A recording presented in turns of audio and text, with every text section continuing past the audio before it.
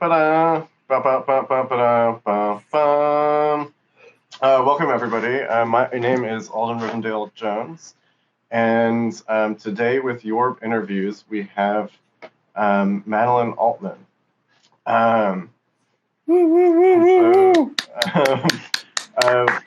Let's get started. So, Madeleine, you're a contemporary video artist. You were the director of Bedford TV for several years. You were the host of Madeleine Variety Television. Mm-hmm. You were the founder of Babes for You. But most importantly for us today, you had some experience working on YORB with the Interactive Telecommunications Program. Yeah, I did. And so I guess to get us started off, could you tell us a little bit about your what you did with YORB, how you came to ITP to begin with? So I did a variety show in San Francisco. I was attending the San Francisco Art Institute, and Nick West. It was really popular. It was like a kind of a trending show, though that word wasn't trending back then. So it was super interactive. We had like all this different kind of technology too. Like we used a Fisher Price toy camera. We had a tit cam from a fakir. We had people calling in and controlling the cameras and the shots and playing director. And we had all this open contribution. And so Nick happened to see it had a cult following, and he was a real zine cult. You know, he came from Austin, and he had a magazine with a bunch of people that also had a cult following, kind of similar, crazy, chaotic. So he loved it, and he loved the energy of that.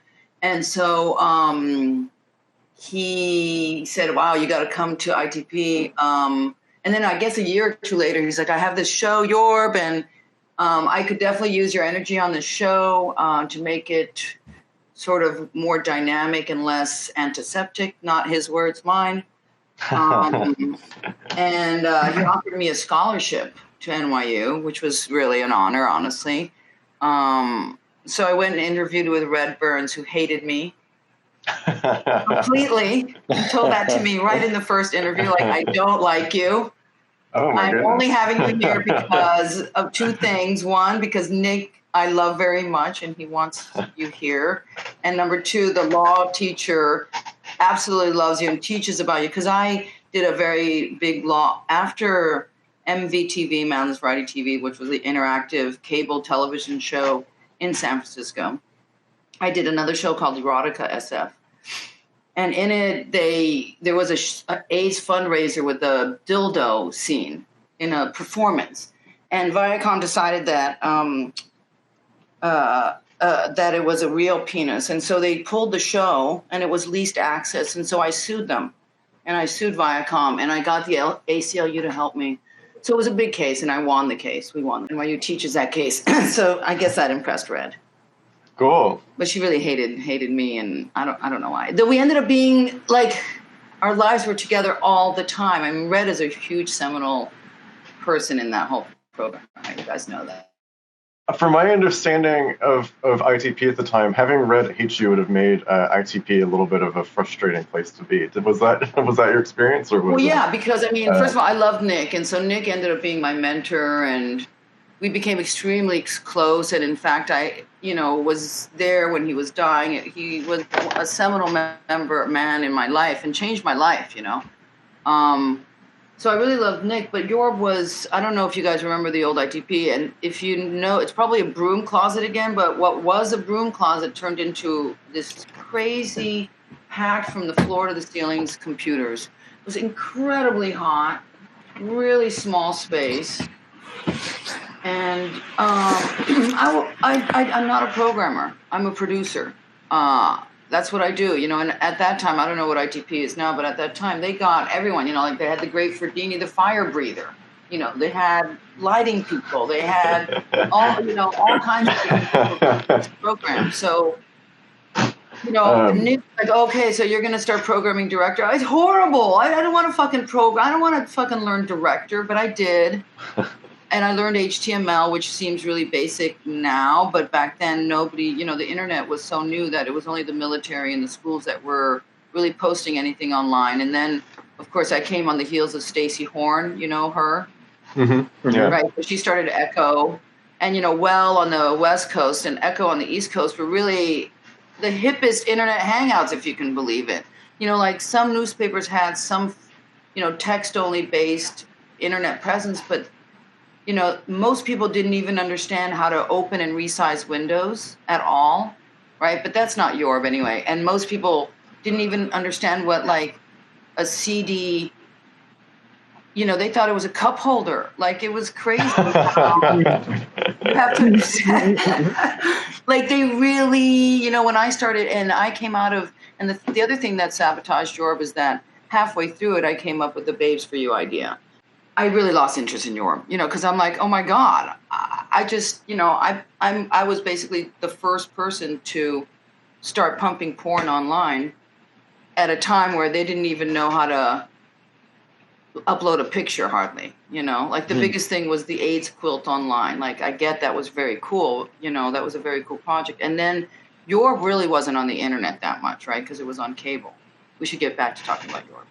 Then, I came to YORB and Nick wanted me to do director, and I was like, yeah, I'm really bad at programming. And then he's like, okay, yeah, well, you have to produce shows for the coffee shop, or it was like the bar, right? There was like two places. Mm-hmm. And then there was like the jukebox. Remember that? There was the movie theater, the drive-in. We actually haven't seen much of the original YORB. It's not. We've seen a few tapes of it, but yeah, there's not we haven't been able to get a lot of archival materials. Okay, so YORB was really, really cool because the thing with YORB is that it got pumped out on Time Warner.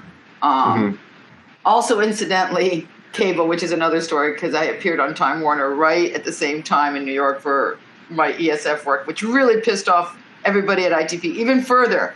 I really came into that program with a loaded bag of baggage. Anyway, so then YORB was really radical, right? It went out on Time Warner Cable, and then you know how it worked, right? People could call in, and then one person could lead, and then with your touch tone phone, you could press, 3 and whatever, and you could move through, and then you could select. In the movie theater, you could select little clips. Then you would go into the bar, and there'd be a jukebox, and you could select different songs, right? And this was really radical at the time, right? This was really cool to give. I mean, that's what for me, it was a whole political thing. It was to give power to the people. It's like, because you forget at that point, the people that pumped out images were in tight control of what you could see, and you had no control as a viewer, right? There was limited channels. You couldn't really get your material on network television. So this YORB was kind of like MVTV in that fringe filmmakers and video artists could get their videos in the drive-in, right? So, but it had a really, it was really cartoonish, but I don't think it had a real vibrant. I mean, that's clearly intrinsic of the medium, right? But I think also partly, I don't know, it's my bias, but I didn't like the guy who built it, Big Twin. You guys know him? We've heard of him. First of all, he hated me because, the thing is, one's perception of what it is usually completely wrong, right? And probably his story is a completely different story.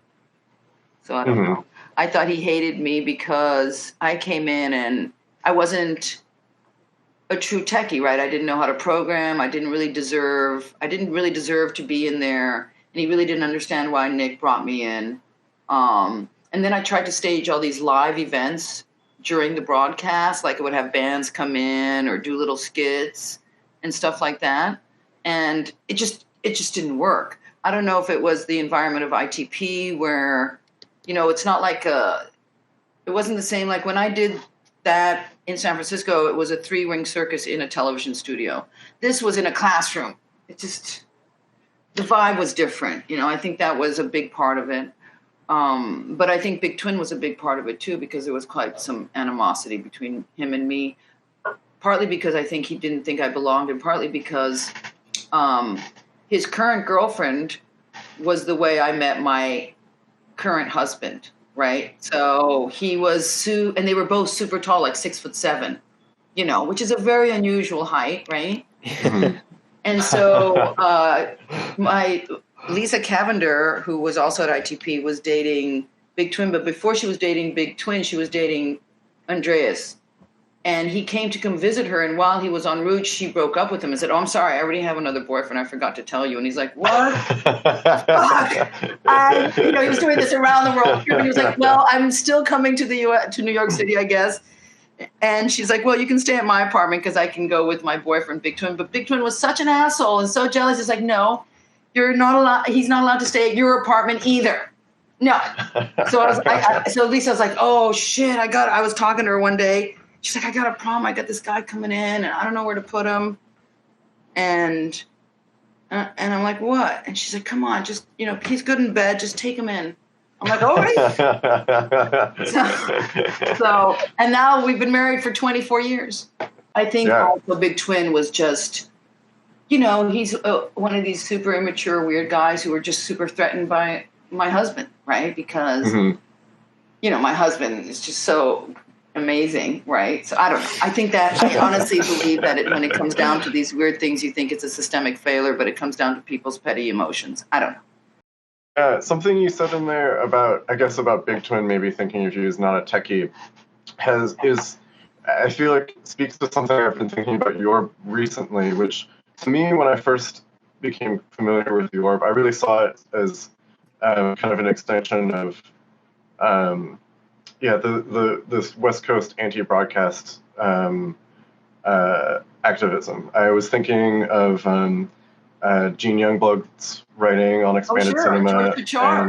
And George Kuchar, exactly. That's the name of MVT. He was on every single practically MVTV, and he was my mentor thesis. George Kuchar was basically on every single MVTV. Yeah, absolutely. I was about to bring up. I was about to say George Kuchar, and I was saying that's great to hear because I watched a few episodes of MVTV, and I was like, this seems like such so inspired by George Kuchar. Yeah, he came on like around episode 6. Though honestly, when I watch those MVTVs, they're so bad. I can't even watch them. But at the time, they seemed really fucking brilliant. I don't get it at all. I found them completely amazing. I absolutely love them. Yeah. I'm just like, oh God, no! I can't watch it. It's so loud. The thing is, I just have to embrace the amateur lifestyle, and I think that was the other thing with YORB was so fucking slick and so fucking antiseptic, and at the time, it may seem amateurish now, but at the time, it was really, really fucking cool. And then I came in with this whole amateurish level of shit, and it just. It was chaotic human chaos, and it was amateurish, and it just didn't work. Those two worlds, But yeah, so I feel like at some point of becoming more experienced with YORB, I sort of saw it a little bit differently. That was maybe a combination of those ideas of George Kucharian inspired work, and this like new internet, kind of like Silicon Alley tech revolutionary utopian ideas. Yeah. And so I feel like you could even create that division between you and Big Twin of like two people who are thinking about it. Yeah, two people who are thinking about this project in these very different ways. The thing Nick was so humble that I bet you Nick had quite a bit to do behind YORB, but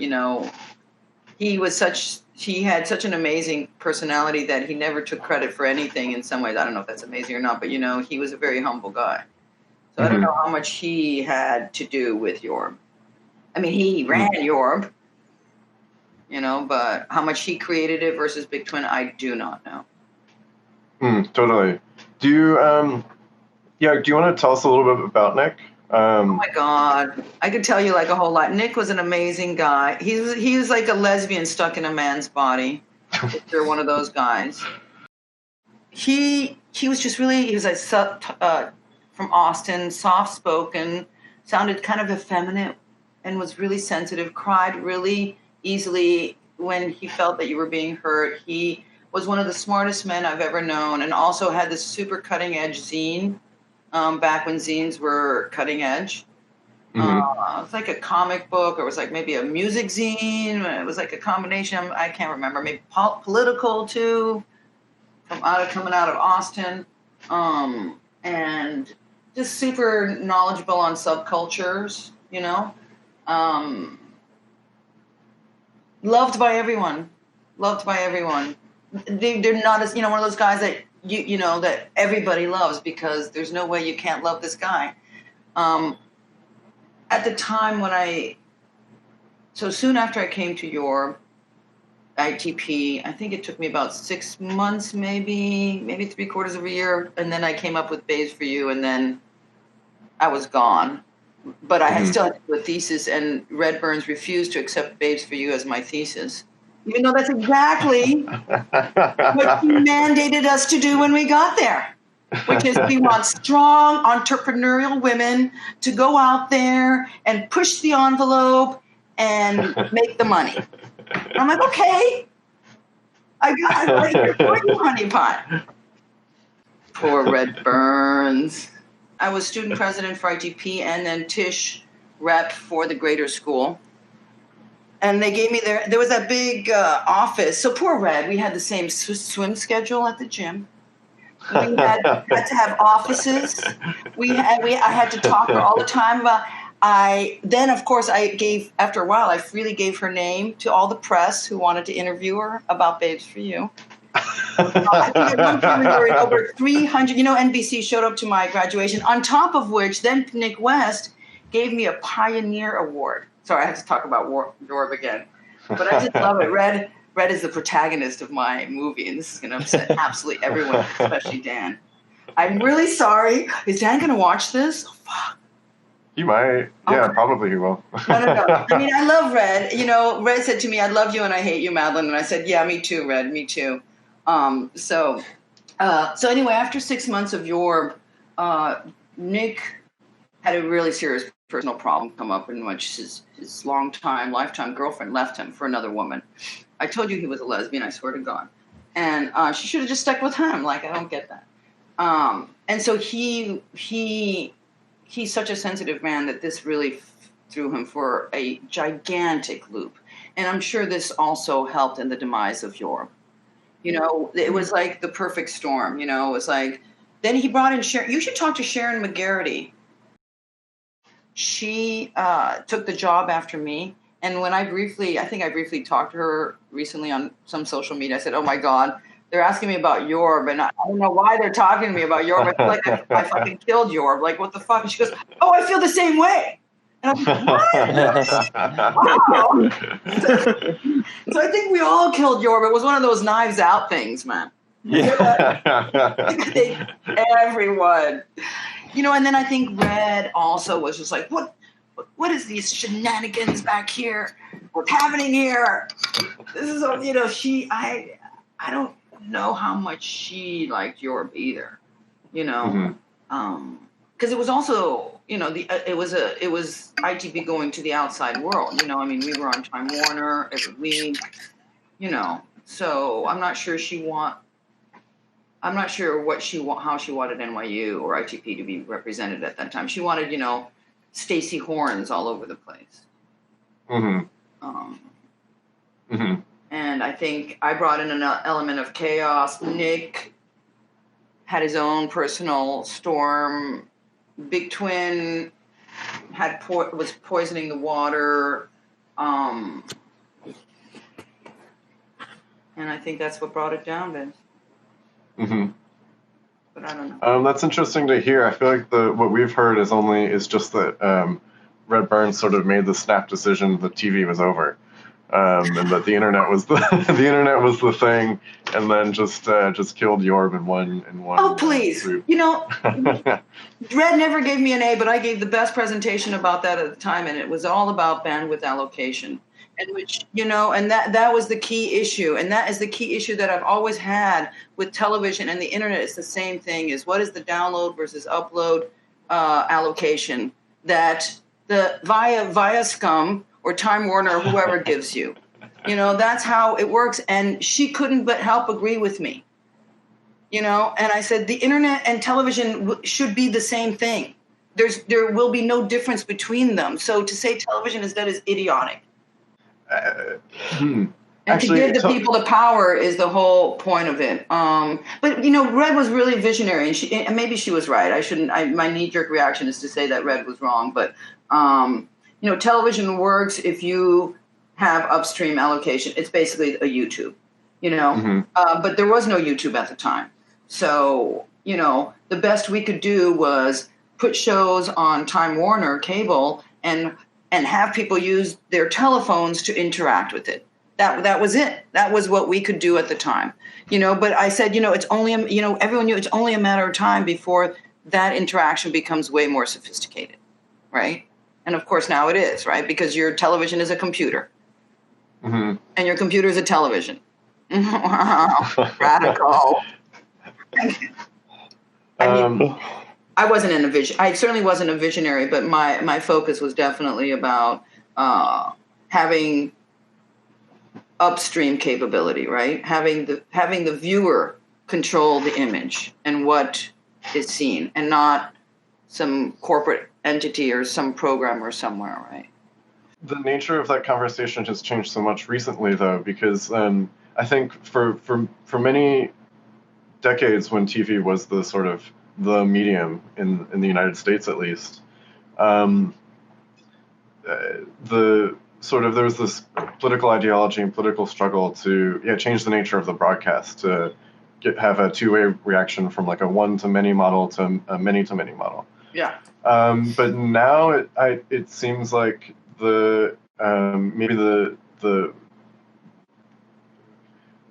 now it seems like the conversation is almost like, we've gone too far, with social media creating echo chambers, and now that anybody can have a platform and anybody can have a voice, it's only the loudest, most extreme voices that actually end up getting heard. Yeah. Do you, I know that's a big question, but do you think full circle? Yay.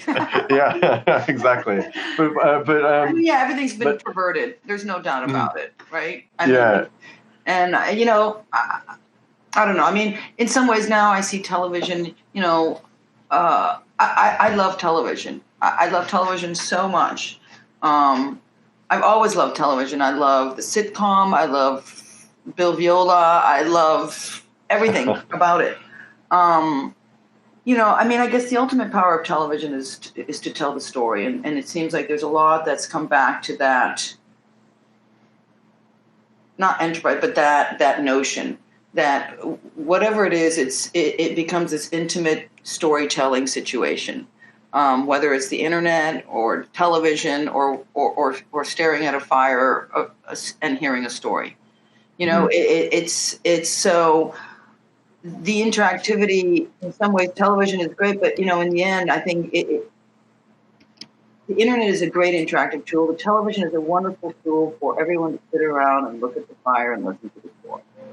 And in that you get change. And so the interaction is a emotional, moral one.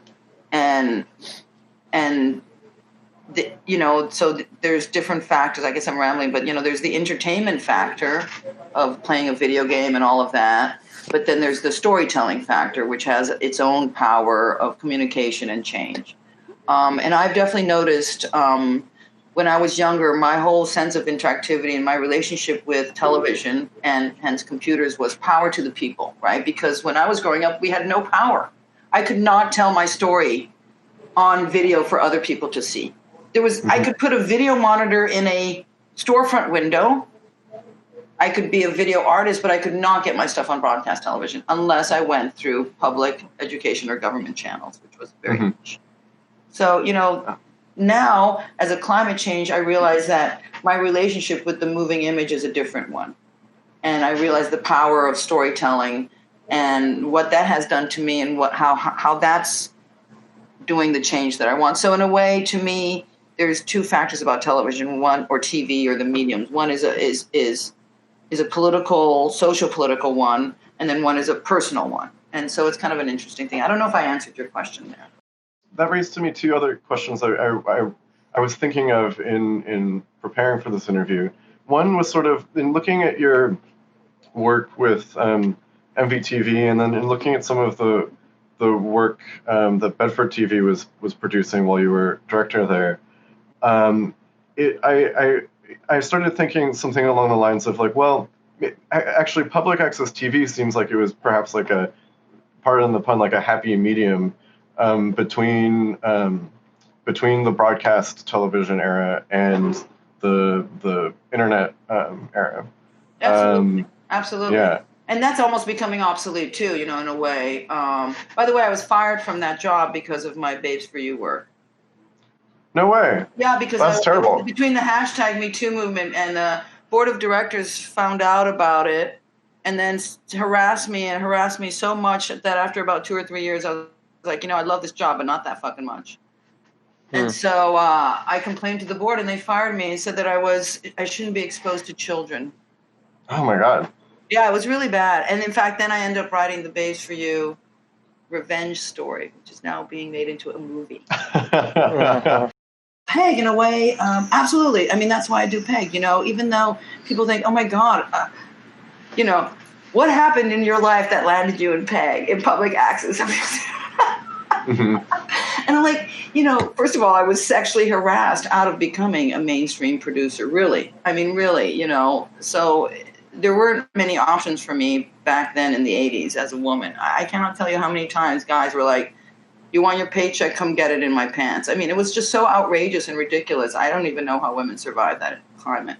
But anyway, so I entered Peg, video art in Peg because it was, I don't know, maybe that's just was my level. But I also thought, hey, you know what? This is where you give power to the people. First of all, I fought for people to retain power in Peg in that they decide what they can air, not the corporation. So that was really important because you forget the internet has a lot less censorship than television does, right?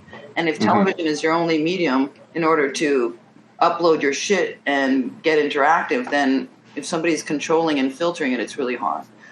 So Peg, I think, is an amazing thing. Though, of course, it's been corrupted and politicized, but I won't talk about that. Yeah. You know, the great thing about Peg is it, first of all, teaches all the kids how to use video. We hired a lot of kids to do video. You can really showcase a lot of things on a grassroots level, stupid little things that are big things like covering women's basketball, you know, stuff that mainstream media would never do. And anyone can upload their shit. Though I did put a limit on religious stuff after a while. I'm like, Wednesday afternoon and Sundays only. That's it. I'm sorry. I'm fucking wait in line. What was your question? So yeah, Peg was definitely a medium. And so, you know, Peg was where people could come and upload their crazy, you know, sock puppet. You know, what's the most popular show in New York City? One of the biggest fucking Peg stations is a sock puppet that pretends it's a penis and talks to you for 30 minutes. And it's dirty. It's like one of those gym socks, those white ones. Like, really? Where have you been? I cannot tell. So, you know, even though it seems really amateurish in a way, it's the voice of the masses. You know, it gives the voice to the masses. It gives the power to the people to say and do what they want on television because it's our television. You know, it's our infrastructure. You know, it's so outrageous that the cable companies charge us an additional fee to have cable access when in fact we pay for it all. I guess my only follow-up is so I feel like the amateurishness of Peg TV is really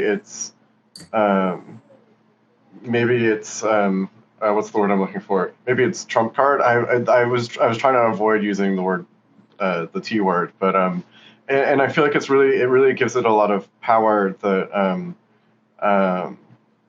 I feel like is neglected because we have so much high polished YouTube videos, and of course in comparison to typical network TV, it maybe can get drowned out.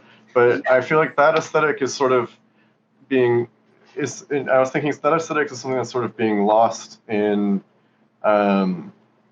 current video work online, and so I feel like it's a missed opportunity, or it's a bit unfortunate that the sort of video art and digital art cultural vanguard is overlooking this older style of local access television and video art on local access television. And so I was wondering, what can the internet and what can internet artists of today learn from local access TV, and how can they use it to rethink their practices? I mean, I think they already do, right? I mean, definitely. You look at that single handheld comedy style like Modern Family, right? Or all the reality show. I mean, when I came up, it was Cinema Verite. That's a great point. Yeah. Remember Cinema Verite? The Cinema Verite in America was, in fact, I made a documentary. You can watch it with some of the greats like Ricky Leacock and Barneau. And these guys, right? They were the first to do these handheld 1960s. It was a 1960s film documentary series that was aired on TV, and it was handheld, and it was really in your face, and it was single camera, and you didn't ask any questions, and it was very reality TV style of what as real, And then that aesthetic kind of went away, and it became this super overproduced Dallas style television shows. And so people like George Kuchar and me were really bringing back this super amateurish kind of style of television. I'm not sure how on purpose it was. I think maybe that was just our level of production skill.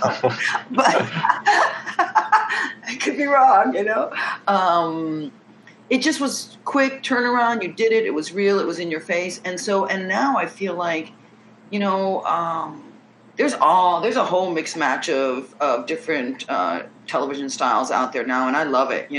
I see a lot of these super handheld, shaky, mainstream sitcom shots, and I'm like, hell yeah, let's go. A lot of the reality TV shows where they're right there with you, and the camera's really not saying much. So there's a lot of different things. Then there's all the way to Fleabag, where she's looking at you every other day, and you're a complicit member of the whole show based on the camera style. So I love it. I have to say, I really think there's a whole gamut out there at this point. I love it. Cool. I hadn't even thought of the single camera as related to the amateurishness, but I think that's absolutely correct. Right. I think like probably it brings a level of authenticity that people like, definitely. Or at least like the aesthetic of authenticity. Right. You're right in there with them, And then I guess thinking about Babes for You, I'm sort of curious what happened with it. Is it still active? I was trying to figure out the exact date. Absolutely. Babes for You, what happened? So, Babes for You, basically I basically invented live porn on the internet. And there may be about it. No, from what I learned at ITP and my work at ESF. That's simple.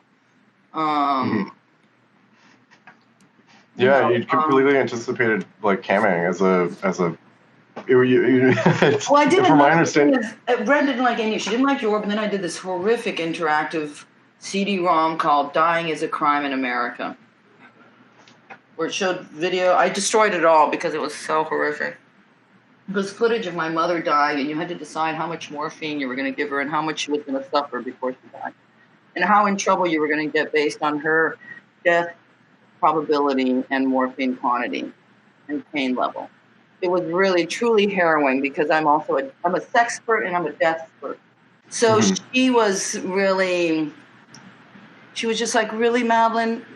No. So after the death thing, which was already so, maybe also because she was old. Maybe she didn't really like looking at your own mortality when you're that old. And also, I know that it was a morally questionable piece now. I get that. And which is why I destroyed it. For some reason, at the time, it seemed important to me. Maybe it was my way of processing my mother's death. I don't know.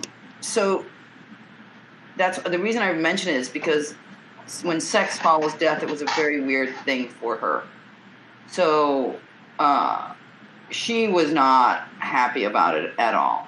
But it made sense to me. It made sense to me. I was like, because I'd been interviewing these strippers for my ESF show back in San Francisco. It was called Erotica SF, and it was a magazine-style show about everything that was erotic in San Francisco. It was a great show. And it was on leased access, so I sold advertisement in it.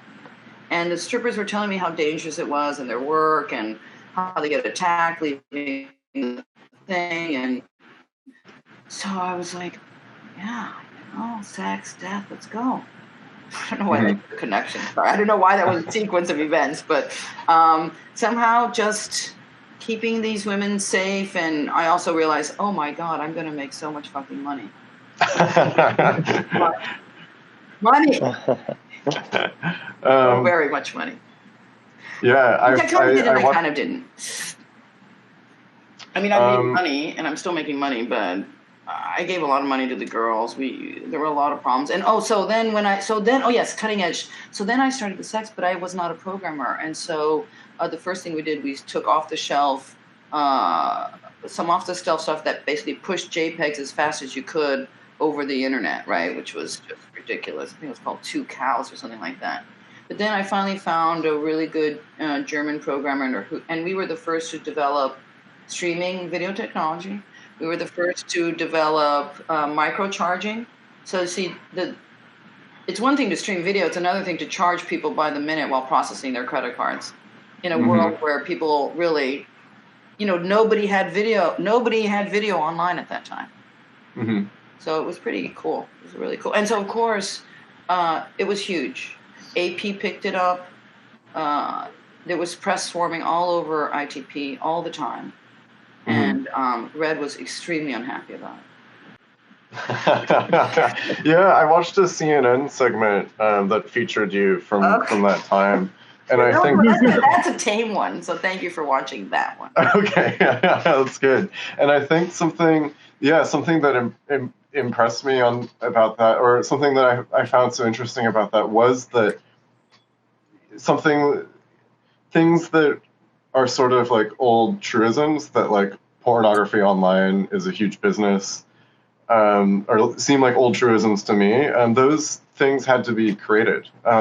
Yeah, I mean, please, that's what, in television, you can either sell sex or violence to be successful overall. Mm-hmm. I mean, I know it seems really clearly that's not true, but back then that seemed to be what Nam June Pae kept saying to me. I'm like, I know, and I don't like violence. I really don't. So I chose to sell sex. Mm-hmm. So at first, I just did it because I realized it would get me the audience I needed, but then I became really political about it, and I became a really big sex advocate because I realized this country has some serious fucking hang-ups about sex. Yeah, it absolutely does. And I was wondering if, sort of in the wake of FOSTA, SESTA, these two laws that have made sex work online much more difficult, and has really pushed it underground. There's been a new wave of sort of radical sex worker activism. Right. Do you have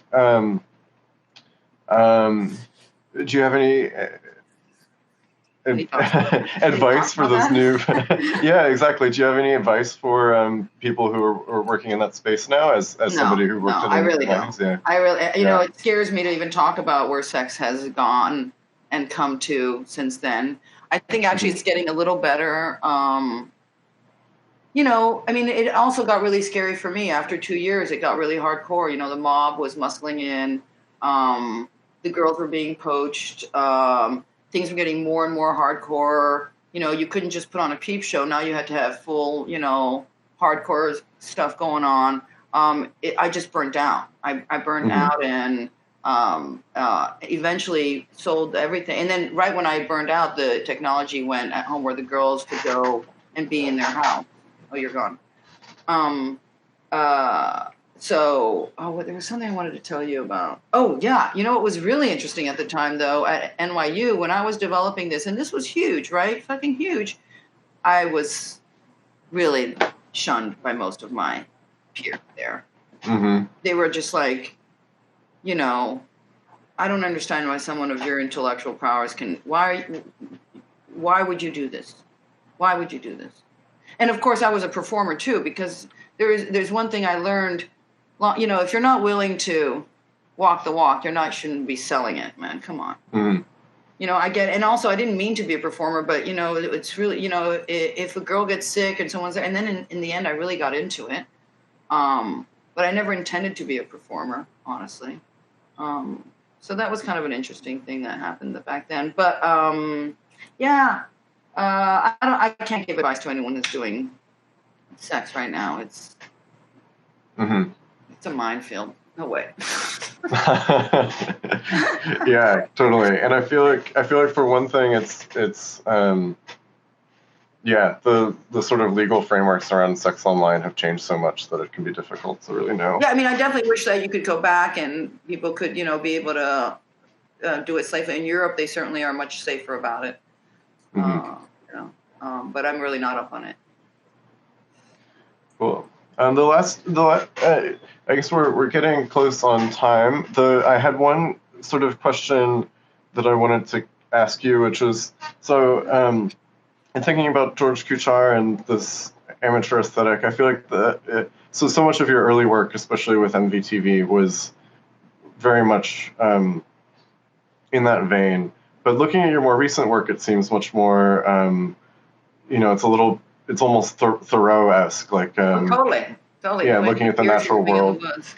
Mm-hmm. You know, yeah. I mean, absolutely. I'm really into these nature videos.